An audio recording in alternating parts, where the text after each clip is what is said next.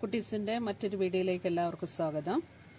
ഇന്ന് നമ്മൾ ചെറിയൊരു ഗാർഡനിങ് ആശയങ്ങളൊക്കെ ആയിട്ടാണ് വരുന്നത്. അപ്പോൾ ഞാനിന്നിവിടെ കാണിക്കാൻ ഉദ്ദേശിക്കുന്നത് ഒരു അഡീനിയം അല്ലെങ്കിൽ ഡെസേർട്ട് റോസ് എന്നൊക്കെ പറയുന്ന ഒരു ചെടി എങ്ങനെയാണ് റീപോർട്ട് ചെയ്യുന്നതാണ്. അപ്പോൾ ഈ അഡീനിയം ചെടി വർഷത്തിലൊരിക്കലും റീപോർട്ട് ചെയ്യുകയും 1-2 പ്രാവശ്യം പ്രൂൺ ചെയ്യുകയും ചെയ്യേണ്ടത് ആവശ്യമാണ്. ഇപ്പോൾ ഞാൻ റീപോർട്ടിങ്ങും പ്രൂണിങ്ങും കൂടെ ഒരുമിച്ചാണ് ചെയ്യുന്നത്. ഈ സെപ്റ്റംബർ ഒക്ടോബർ മാസങ്ങളിൽ മഴ നിന്നിട്ട് വെയിൽ തുടങ്ങാൻ പോകുന്ന സമയത്താണിത് റീപോർട്ട് ചെയ്യേണ്ടത്.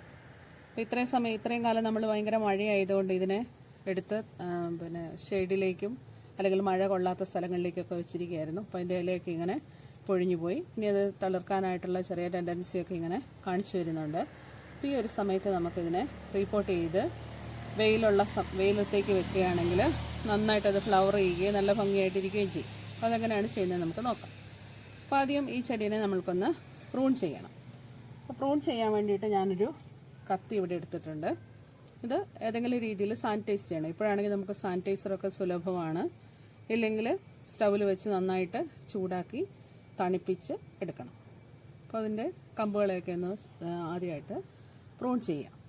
പ്രൂൺ ചെയ്യാനായിട്ട് നമ്മുടെ ഇഷ്ടത്തിനനുസരിച്ച് നമുക്ക് ചെയ്യാം. ചെറിയ ഹൈറ്റ് കുറഞ്ഞ ചെടിയാണ് നമുക്ക് വേണ്ടതെങ്കിൽ നമുക്ക് താഴ്ത്തി വെച്ച് ചെയ്ത് കൊടുക്കാം. ഇനി ബ്രാഞ്ചസൊക്കെ ഉള്ള കുറച്ചും കൂടെ ഹൈറ്റുള്ള ചെടിയാണ് നമുക്ക് താല്പര്യമെങ്കിൽ ഇങ്ങനെ ഈ അറ്റത്ത് വെച്ചിട്ട് ചെയ്ത് കൊടുക്കാനായിട്ട് സാധിക്കും. ഞാനിപ്പോൾ ഇത് 3 ശിഖരങ്ങൾ നിർത്തിക്കൊണ്ട് ചെയ്യാനായിട്ടാണ് ഉദ്ദേശിക്കുന്നത്. ഇതിൻ്റെ ബഡിൻ്റെ അടിയിൽ നിന്ന് ഒന്നാണ് അതിനെ മുറിച്ച് കളഞ്ഞു. ഇനി ഇതിന് നമ്മളിങ്ങനെ ചെരിച്ച് കട്ട് ചെയ്ത് കൊടുക്കണം.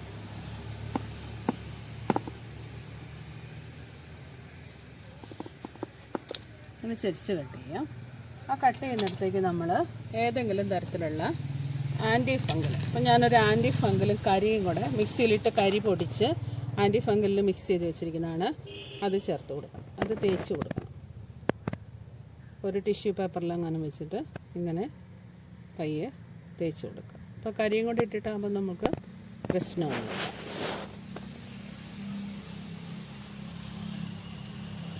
ഇനി നമ്മൾ റീപോർട്ട് ചെയ്ത് കഴിഞ്ഞാൽ നനയ്ക്കുമ്പോഴൊക്കെ അല്ലെങ്കിൽ 1-2 ദിവസവും മഴ കൊള്ളാതെ വയ്ക്കണം. ഈ മുറിവ് ഒന്ന് ഉണങ്ങുന്നിടം വരെ. ഇല്ല ഇതിൽ കൂടി ഇൻഫെക്ഷനൊക്കെ ആയിട്ട് ചെടി പോകാനായിട്ട് തരമുണ്ട്.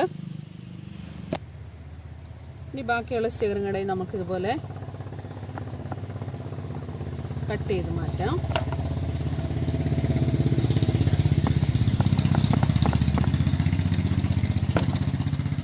അവിടെ നമ്മളിതേപോലെ ആൻറ്റി ഫംഗൽ പൗഡറും കരിയും കൂടെ പൊടിച്ച്, ആൻറ്റി ഫംഗൽ പൗഡർ ആണെങ്കിൽ മാത്രം മതി. നമ്മൾക്ക് ഫെർട്ടിലൈസറൊക്കെ വാങ്ങുന്ന കടകളിൽ, വളം വയ്ക്കുന്ന കടകളിൽ ചോദിച്ചു കഴിഞ്ഞാൽ ആൻറ്റി ഫംഗൽ പൗഡർ നമുക്ക് കിട്ടും.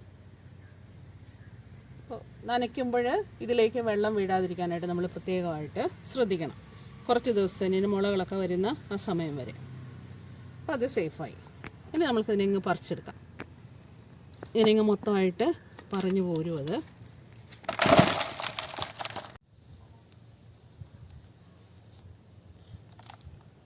ഇതിൻ്റെ വേരിൻ്റെ ഇടയിലുള്ള മണ്ണൊക്കെ നമ്മളിങ്ങനെ എടുത്ത് കളയണം. പഴയ മണ്ണല്ലേ, അതിൻ്റെ വളമൊക്കെ മൊത്തമായിട്ട് ഇത് വലിച്ചെടുത്തിട്ടുണ്ടാവും. ഇനി നമ്മൾ പുതിയത് ചേർത്ത് കൊടുക്കണം. അപ്പം നമ്മളിങ്ങനെ ചെയ്യുമ്പോൾ വേരിനൊന്നും ക്ഷതമേൽക്കാതെ നോക്കണം. അതിൽ ചെറിയൊരു പശ പോലെ, പാല് പോലെ ഇങ്ങനെ വരും. അങ്ങനെ വന്നെങ്കിൽ അവിടെ നമ്മൾ എന്ത് ചെയ്യണം, ആൻറ്റി ഫംഗൽ പൗഡർ ഇട്ട് കൊടുക്കണം. ഇല്ലെങ്കിൽ അതിലേക്കൂടെ ഫംഗസൊക്കെ കയറിയിട്ട് അത് ചെടി ഇൻഫെക്ഷൻ ആകാനായിട്ട് ചാൻസ് ഉണ്ട്. അപ്പം നമ്മൾ പറിച്ചെടുക്കുമ്പോഴും ഇങ്ങനെ ക്ലീൻ ചെയ്യുമ്പോഴും വൃത്തിയാക്കി എടുക്കുമ്പോഴും ഒക്കെ നമ്മൾ ഇതിൽ ക്ഷതമൊന്നും ഏൽക്കാതെ നോക്കണം. പിന്നെ നമ്മൾ തിരിച്ചു പിടിച്ചിട്ട് ഇതൊന്ന് ചെക്ക് ചെയ്ത് നോക്കണം. അപ്പോൾ കുറേ നാളായിട്ട് ഇങ്ങനെ ഇരിക്കുന്നതല്ലേ ചെടി, മഴയൊന്നും ഏൽക്കാതെ, അല്ലെങ്കിൽ നമ്മൾ ഇത് മാറ്റി ഷെയ്ഡിലേക്ക് വെച്ചിരിക്കുന്നതാണ്. അപ്പോൾ ഇങ്ങനെ ഞെക്കി നോക്കണം ഏതെങ്കിലും തരത്തിലുള്ള ക്ഷതമോ ചീച്ചിലോ ഒക്കെ ഉണ്ടോ എന്ന്. അങ്ങനെ ഉണ്ടെങ്കിൽ നമ്മളവിടെ ആൻറ്റി ഫംഗൽ പൗഡർ ഇട്ട് കൊടുക്കണം.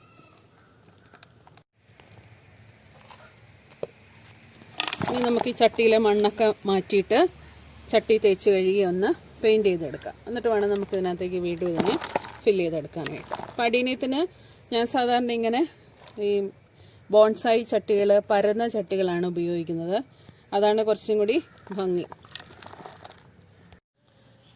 ഇനി നമ്മൾക്ക് ചട്ടി നിറക്കാൻ ആവശ്യമായിട്ടുള്ള മിശ്രിതം എങ്ങനെയാണ് തയ്യാറാക്കുന്നതെന്ന് നോക്കാം. അതിന് ഞാനിവിടെ എടുത്തിരിക്കുന്നത് കൂടുതൽ അളവിൽ മണലാണ്. അപ്പം നമ്മൾ എടുക്കുന്ന ചട്ടിക്ക് ആവശ്യാനുസരണം എടുക്കാം. മണൽ അല്ലെങ്കിൽ പൂഴി. നല്ല നീർവാർച്ചയുള്ളത് മണ്ണെടുത്തിട്ടേ ഇല്ല. പിന്നെ ആ മണലിൻ്റെ ഒരു പകുതിയോളം ചാണകപ്പൊടി, അതിൻ്റെ പകുതിയോളം കൊക്കോപ്പിറ്റ് അല്ലെങ്കിൽ ചകിരിച്ചോറ്, പിന്നെ ഒരു സ്പൂണോളം ഫംഗിസൈഡ് അല്ലെങ്കിൽ ആൻറ്റി ഫംഗൽ പൗഡർ. പിന്നെ ഇത് ഒന്ന് മിക്സ് ചെയ്തെടുക്കണം നമുക്ക് നന്നായിട്ട്.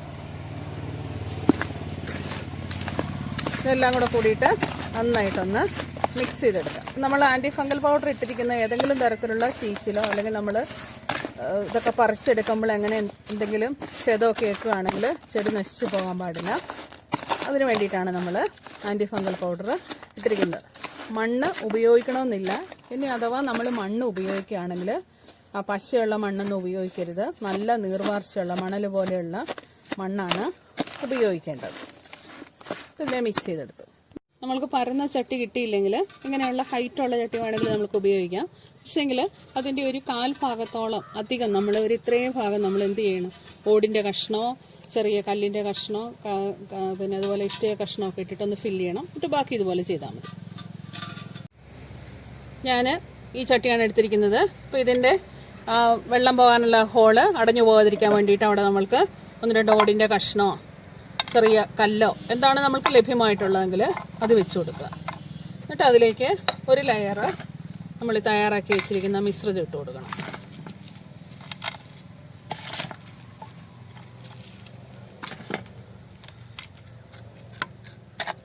ഒരു ലെയർ മിശ്രിതം ഇട്ടിട്ടുണ്ട്.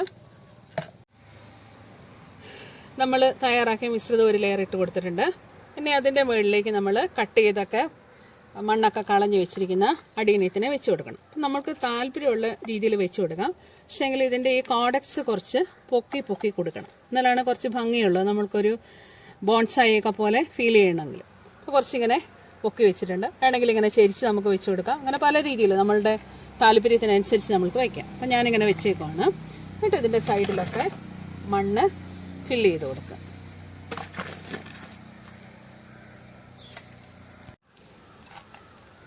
ഇതിങ്ങനെയൊന്ന് നേരെ നിർത്തണമെന്നുണ്ടെങ്കിൽ നമ്മൾക്ക് ഇങ്ങനെ ഒരു കല്ല് വെച്ച് കൊടുക്കുമ്പോൾ ശ്രദ്ധിക്കണം. ഈ ഒരഞ്ഞിട്ട് ഇതിൻ്റെ തോലൊന്നും പോകാനായിട്ട് പാടില്ല. അപ്പം ഇങ്ങനെ വെച്ച് കൊടുത്താൽ അത് നേരെയായി. കുറച്ച് പൊങ്ങുകയും ചെയ്തു നേരെയായി. ബാക്കിയുള്ള മിശ്രിതം ഇങ്ങനെ ഫില്ല് ചെയ്ത് കൊടുക്കുക.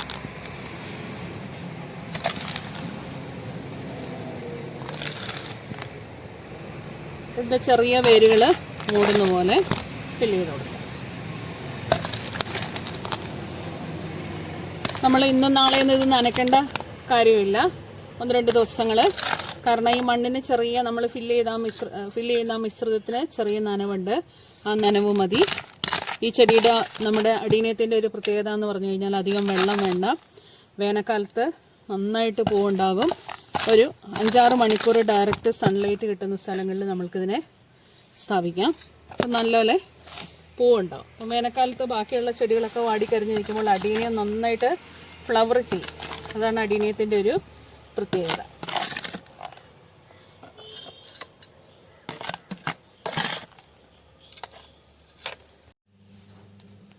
ഇങ്ങനെ നമ്മൾ ആ പോട്ടിംഗ് മിശ്രിതം കംപ്ലീറ്റ് ഇതിൽ ഫില്ല് ചെയ്ത് കൊടുത്തിട്ടുണ്ട്. ഇനി നമ്മൾക്കിതിനെ ഒന്നും കൂടെ ഭംഗി കൂട്ടിയെടുക്കാം. അതിന് വേണ്ടിയിട്ട് ഞാനിവിടെ ചെയ്തിരിക്കുന്നത് ഇങ്ങനെ കുറച്ച് പെബിൾസ് പെയിൻറ്റ് ചെയ്തെടുത്തിട്ടുണ്ട്. നമുക്ക് ഇഷ്ടമുള്ള കളറൊക്കെ വെച്ചിട്ട് പെയിൻറ്റ് ചെയ്തെടുക്കാം. എന്നിട്ട് അതും കൂടെ നമ്മൾക്ക് ഇതിനകത്ത് വെച്ച് കൊടുക്കാം. ഇങ്ങനെ വെച്ച് കൊടുക്കുമ്പോൾ അതിൻ്റെ തണ്ടിനൊന്ന് ക്ഷതമേൽക്കരുത്. ഇങ്ങനെ വെച്ച് നന്നായിട്ട് നമ്മൾക്ക് അതിനെ ഒന്ന് മോഡിഫൈ ചെയ്തെടുക്കാം. അപ്പം ഇത് ചെയ്യുമ്പോൾ ഇതിൻ്റെ അടിഭാഗം ചെയ്യണമെന്നൊന്നുമില്ല. നമുക്ക് ഇങ്ങനെ ഇവിടെ പിടിച്ചിട്ട് ഇങ്ങനെ പെയിൻറ്റ് ചെയ്യാനായിട്ട് സാധിക്കും.